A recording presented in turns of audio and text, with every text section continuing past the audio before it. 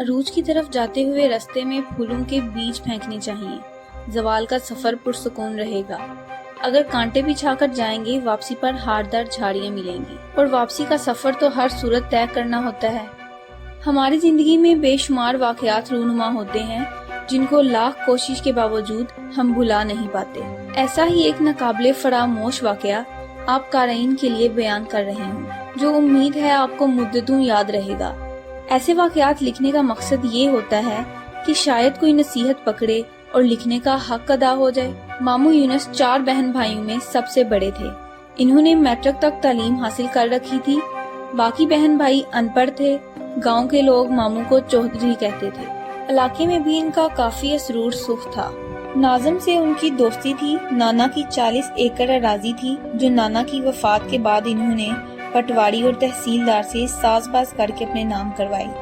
جب دوسرے بہن بھائیوں کو پتا چلا تو وہ اپنے حصے کی زمین مانگنے لگے۔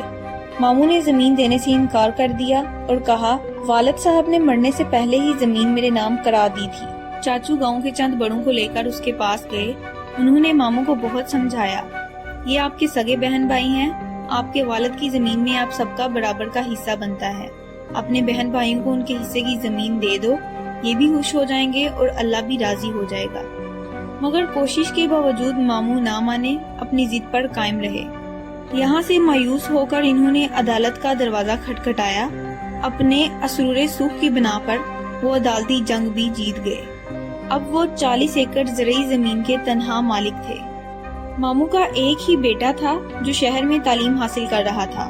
ایک منشی رکھا تھا جو ہونے والی آمدنی کا حساب کتاب کرتا تھا۔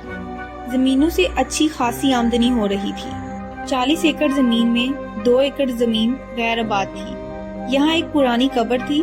لوگوں کا خیال تھا اس قبر میں اللہ کا نیک بندہ دفن ہے یا کوئی غیر مرئی مخلوق رہتی ہے، جس وجہ سے چودھری یونس کی فصل دوسرے لوگوں سے زیادہ اوسط دیتی ہے۔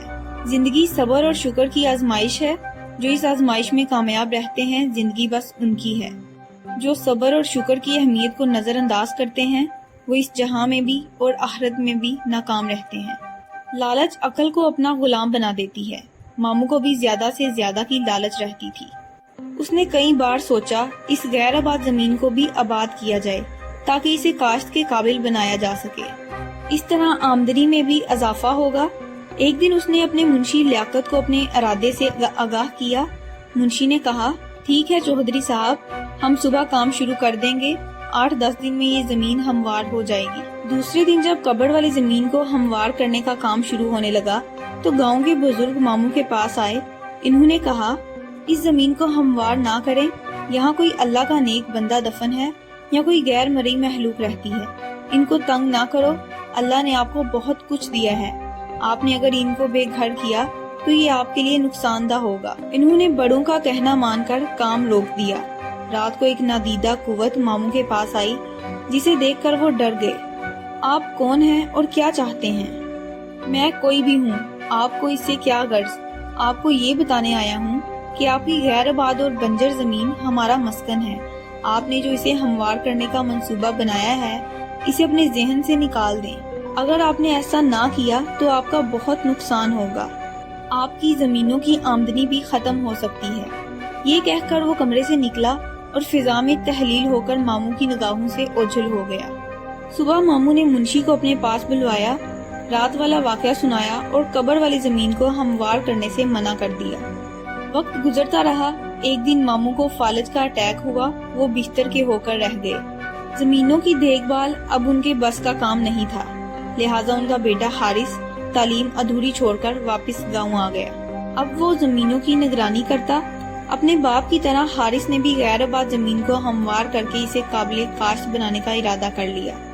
اس سلسلے میں جب اس نے منشی سے بات کی تو اس نے کہا پہلے بڑے چودھری سے بات کر لیں، انہوں نے یہ زمین آباد کرنے سے منع کیا ہے۔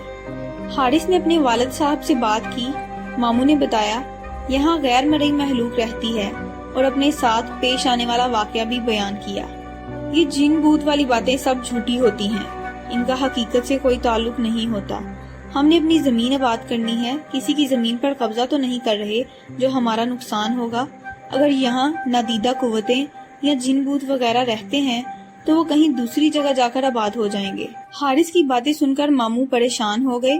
انہوں نے اپنے بیٹے کو بہت سمجھایا مگر وہ نہ سمجھا۔ منشی نے بھی اس کا حوصلہ بڑھایا۔ پھر جیسے ہی ٹریکٹروں نے کام شروع کیا، مغرب کی طرف سے کالی گھٹا اٹھی۔ دیکھتے ہی دیکھتے اس نے پورے گاؤں کو اپنی لپیٹ میں لے لیا۔ ہر طرف گرد و غبار اور اندھیرا چھانے لگا۔ اس طوفان سے صرف مسجد محفوظ تھی۔ پھر قبر والی جگہ پر زوردار دھماکہ ہوا۔ کام کرنے والے ٹریکٹر کلاں بازی کھاتے خشک پتوں کی طرح دور جا کر گرے۔ یہی حال ڈرائیوروں اور کام کرنے والے مزدوروں کا تھا۔ ہم آج کسی کو نہیں چھوڑیں گے، ہم تمہارا نام و نشان مٹا دیں گے، تم نے ہمارا آرام و سکون برباد کیا، ہمارے بچوں کو مارا، ہم تمہاری نسل کو مار ڈالیں گے۔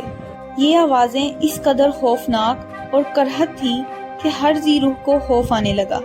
ہر طرف آہ و بکار اور قیامت صغریٰ برپا تھی۔ ایک نادیدہ قوت حارث کو اٹھا کر چھت تک لے گئی اور پھر ایک دم ہی چھوڑ دیا۔ وہ دھڑم سے فرش پر کمر کے بل گرا۔ اس کو کافی چوٹیں آئیں۔ بھلا ہو اس موذن کا جس نے اللہ اکبر کہہ کر ظہر کی اذان شروع کی۔ اذان کے کلمات سنتے ہی ہر طرف سکون ہو گیا۔ گاؤں کے لوگ مسجد کی طرف دوڑے۔ مسجد کا صحن زیادہ وسیع نہیں تھا کہ گاؤں کے سارے لوگ اس میں سما جاتے۔ لوگ امام مسجد سے دعا کی اپیل کرنے لگے۔ امام مسجد نے دعا کرائی، اے مخلوق خدا، ان غریب لوگوں کا تو کوئی قصور نہیں، یہ چودھری کے ہاں مزدوری کر کے اپنا اور بچوں کا پیٹ پالتے ہیں۔ آج بھی یہ لوگ وہاں مزدوری کرنے گئے تھے۔ یہ لوگ آپ کی بستی سے بے خبر تھے۔ انجانے میں جو غلطی کر بیٹھے ہیں، اس غلطی کی معافی چاہتے ہیں۔ ہو سکے تو چودھری صاحب کو بھی معاف کر دیں، یہ سب شرمندہ ہیں۔ آئندہ کبھی آپ کو بستی کی طرف نہیں جائیں گے۔ پھر اچانک سفید لباس پہنے ایک بزرگ سامنے آئے۔ اے آدم کی اولاد، ہم بھی آپ کی طرح خدائے بزرگ و برتر کی پیداوار ہیں۔ ہم اپنے آپ میں گم رہنے والی مخلوق ہیں۔ ہم بے وجہ کسی کو پریشان نہیں کرتے اور نہ ہی ہم نے کبھی آپ کا برا سوچا ہے۔ اگر ہم نے کسی کے ساتھ برا سلوک کیا تو وہ سامنے آئے، ہم سزا بھگتنے کو تیار ہیں۔ اپنے گریبانوں میں جھانکو، آپ کا دین اسلام تو امن و شانتی کا درس دیتا ہے۔ بردباری اور تحمل اس کے اصول ہیں۔ صراط مستقیم اس کی راہ ہے اور سچائی اور انصاف جذبہ ایمان ہے۔ چودھری یونس اور اس کے بیٹے کا کردار سب کے سامنے ہے۔ لالچ کی ہوس نے ان کو انسان سے حیوان بنا دیا ہے۔ جھوٹی شان و شوکت بڑھانے کے لیے انہوں نے اپنوں کا حق مارا ہے۔ بہن بھائیوں کی زندگی عذاب بنا دی۔ جاؤ، ہم نے تمہیں معاف کیا، پھر کبھی بھول کر بھی ہماری بستی کی طرف مت آنا۔ دوبارہ غلطی کی تو ہم معاف نہیں کریں گے۔ یاد رکھو، اس وقت ہم خوف خدا سے آپ لوگوں کو معاف کر رہے ہیں، مگر چودھری یونس اور اس کے بیٹے کو کبھی معاف نہیں کریں گے۔ ان کو ہم تڑپا تڑپا کر مار دیں گے۔ ہم ان کو ضرور سبق سکھائیں گے۔ انہوں نے اپنوں کے ارمانوں کا خون کیا، ہماری بستی کو گرایا۔ یہ معافی کے حقدار نہیں۔ ان کو معافی اسی صورت میں مل سکتی ہے اگر یہ اپنے بہن بھائیوں کو ان کے حصے کی زمین واپس کر دیں اور دوبارہ کبھی ہماری بستی کا رخ نہ کریں۔ سب لوگ گردنیں جھکائے ان بزرگ کی باتیں سن رہے تھے اور ان کی دہشت سے ہر کوئی کانپ رہا تھا۔ اب میں جا رہا ہوں، اگر چودھری صاحب نے ہماری بات نہ مانی تو ہم اس کو عبرت کا نشان بنا دیں گے۔ وہ بزرگ چند قدم پیچھے کی طرف اور پھر غائب ہو گئے۔ امام مسجد نے لوگوں کو مخاطب کیا، ہم سے غلطی ہو گئی ہے، اس غلطی کے ازالے کے لیے ہمیں دوبارہ اسی مخلوق کی منت سماجت اور قبر والی جگہ پر خیرات کرنا ہوگی۔ ہمیں ہر حال میں اس مخلوق کو راضی کرنا ہوگا۔ اگر ہم نے ایسا نہ کیا تو پورا گاؤں راکھ کا ڈھیر بن جائے گا۔ اسی وقت گاؤں کے ہر بندے نے اپنی حیثیت کے مطابق امام مسجد کو پیسے جمع کرائے اور شام کو قبر والی جگہ پر خیرات کی گئی۔ ماموں یونس نے اپنے بہن بھائیوں کو وہاں بلوا کر ان کے حصے کی زمین دے دی۔ گاؤں کی رونق پھر سے بحال ہونے لگی، لیکن ماموں کی حالت پہلے سے زیادہ خراب ہو چکی تھی۔ ایسا محسوس ہو رہا تھا کہ ماموں کا آخری وقت قریب آ چکا ہے۔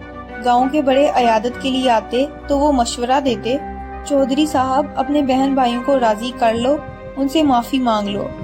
بڑوں کی بات مان کر ماموں نے بہن بھائیوں کو اپنے پاس بلوایا، اپنے کیے کی معافی مانگی۔ سب بہن بھائیوں نے اسے معاف کر دیا۔ ایک بار پھر جنات کی بستی میں خیرات بانٹی گئی۔